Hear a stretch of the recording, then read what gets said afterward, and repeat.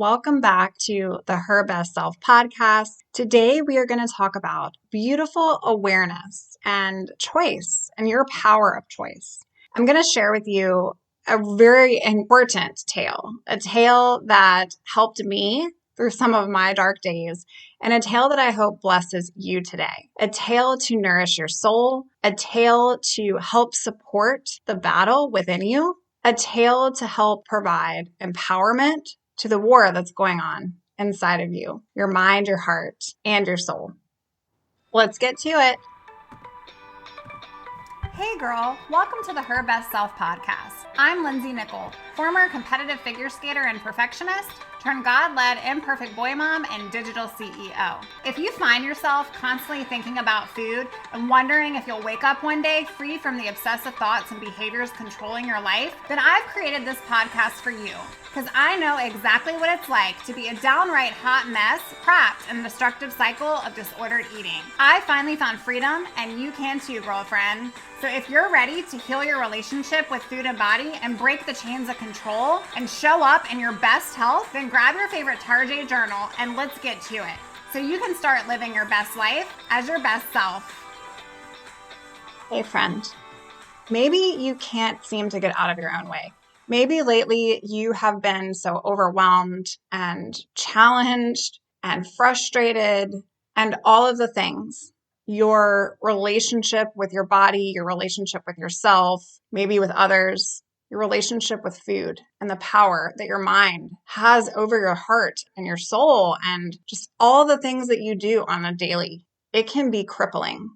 You may feel like there's just no point. You may feel like you just are lost. But that's where I hope the story finds you today. I hope if you're in that place and you've been going through hardships with disordered eating behaviors or an eating disorder, or maybe if you're just listening to me for some hope and encouragement, I hope that today's message inspires you, because it certainly inspired me. It inspired me in my past to recover from anorexia and my eating disorder. And it inspired me today as I sat with myself and I said, what does she need? What does she need? Today, friend, I'm going to share with you a beautiful tale of awareness and mindfulness, a tale to nourish you, to challenge you, a tale that is going to provide freedom and relief. You can't solve a problem with the same mind that created the problem. And if you're feeling like you are stuck in an unending cycle of disordered eating, then that's because you absolutely are. And in order to get out of it and to break the chains of it, we have to go back to who we truly are. I talk about this frequently, but it's really that best self, that true self, and breaking the chains away from the false self, the self that we've made ourselves to believe is who we actually are. But friend, that's not who you are. That's that little voice inside of your head, that critic that tells you that you need to be all these things and you're just not good enough and you're just not perfect enough. But if you were wondering why you cling to those thoughts, yet it's the very thing that is sucking the energy out of you, then I want you to listen to today's show and I want you to have an open heart, because I'm going to share a parable that maybe you've heard before, but maybe you just need it again. Maybe you need to understand that you do have choice. And while freedom seems so far, you have the power to make it so. Today, I'm going to talk about the Cherokee story and the power of your choice, the power of mindfulness, the power of you and your true self. Let's talk about the two wolves. The story of the two wolves is an ancient tale. It's been part of Native American tradition for generations and generations. And if you have heard this story, then you know exactly the power of the story. There is no originator. There is no author of this. Historians typically just say that it came as a tale of the Cherokee people. I want you to listen to this tale, and I want you to apply it to your current state of being. This story has two different characters. It has a grandfather and his grandson, and the grandfather explains to his grandson that there are two wolves fighting within him. And the conversation goes as this. I have a fight going on in me, the old man says. It's taking place between two wolves. One wolf is evil. He's anger. He's envy. He's sorrow. He's regret. He's greed. He's arrogance. He's self-pity and guilt. He's resentful. He's inferiority. He is lies, false superiority, and he's ego. And the grandfather looked at the grandson, and then he goes on to talk a little bit about the other wolf and the other emotions attached to the other wolf. And he says, this other wolf serves, is good. He is joy and peace and love and hope and serenity and kindness and empathy and generosity and truth and compassion and faith. And then he starts talking about how both wolves are fighting to the death, survival of the fittest. And the same fight is going on inside of you and every other person, he says to his grandson. His little grandson, he takes a minute to just kind of sit with himself and reflect on what his grandfather is talking about. And he looks up to his grandfather and he says, which wolf will win? And the old Cherokee man simply looks at his grandson and says, the one you feed. I want that to sit with you today, because this parable, it serves as such a powerful reminder of the fight that's going on inside of you right now. The fight between that voice in the back of your head that is feeding those lies for you to stay in this place. And then the other voice inside of your head that knows the truth and brings that compassion. Today I'm going to talk to you about what this really symbolizes in your eating disorder journey and recovery. And then I'm going to talk about how you can combat this evil wolf, the lies of the enemy, and how you can change and seek the happiness that your soul desires. The first thing I want you to take away is that you have power over your experiences and your emotions. You have a choice. What wolf are you going to choose to feed? In an attempt to gain more control with my disordered eating, I would starve myself. And maybe that's you, and maybe, you starve yourself and you binge and you purge. Maybe there's a combination of all of those things. What we go to cope, it can look differently from person to person because your battle is within you and the war in your mind is real, but we all have choice. And in an attempt to gain more control over myself, I was feeding the false sense of self. I was feeding that wolf that was stripping all control actually away from me as I was battling and grasping for it. The very thing I wanted was freedom from it, but I was not allowing myself to be free. Maybe that's you too. When you focus on the truth and you put energy and you focus effort on rebuking the negative, diminishing the thoughts, on not listening to those nasty comments that the bad wolf in your mind wants you to listen to and sit with. But you reframe and you combat and you sit and get present and doing the opposite and challenging the eating disorder brain. That's when you take your power back. Your strength and becoming your true self, your best self, gets fed, and the voices of the eating disorder brain become less and less. I know because this happened to me. The more focus and the more energy I put into the good, the more things I was grateful for, the more journaling that I did, the more therapy, the more recovery coaching that I did with my coach at the time, the more support I had and accountability, the more truth in the word, the further and further I got away from the nasty voice that was battling and conflicting in my mind. The bad news is that the bad wolf is super easy to feed. It's the simple way. It's what you've been doing. It's the stuck way, that I'm scared to get out of my place of comfort, so I'm going to stay paralyzed. But what you're actually doing is paralyzing your true self, your best self, to come forward. You can continue to allow your eating disorder mind to take over and take root into your heart. And maybe you're finding yourself there now today, and that's okay. But it's important to recognize that these conflicting feelings inside of you, the way to change them is to feed the values that matter most to you. The bad wolf gives us that temporary satisfaction and gratification, right? Like, well, if I just exercise longer, if I just don't eat the bread, if I just cut this up 2,000 times, then I will pretend that I'm eating more than I am. If I just tie this to my Fitbit and make sure that everything is absolutely 100% not over 1 calorie, then I'll have control. You can use that pain, friend, as power. The good news, the pain has power, and you can have compassion for you. The good wolf is the one that is you. That's your truth. That's your best self. That's your intuitive nature. That is your being. And even though it requires so much discipline to get out of the rut that you've dug yourself in, and motivation that's going to be hard, and determination and courage and fear and everyday choices over and over and over, this is the one that is meant for you. This is where you find your long-term happiness. Today, I want you to sit with yourself. Where is your current focus? How can you pivot to gratefulness? What have you been feeding?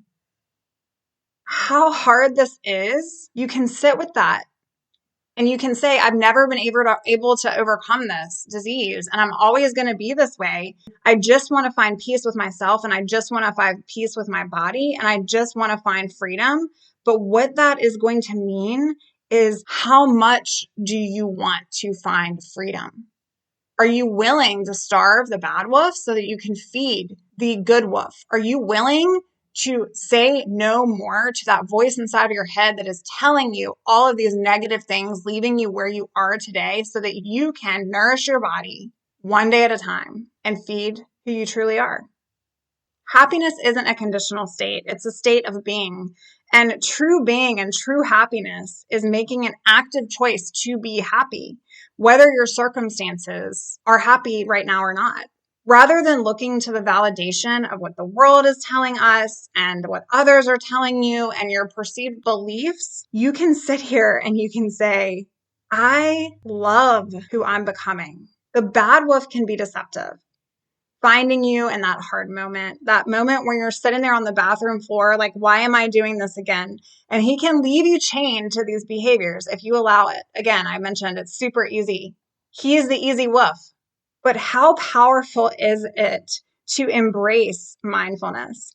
And maybe logically this sounds super empowering, but you're thinking, how do I do that? Like, in that moment, how do I do that? And I want you to apply this in your life, because when you know better, you can start doing better. Girl, you can start doing better. Why? Because you know it. You know you're better. Not perfect, just progress. Progress and practice and time.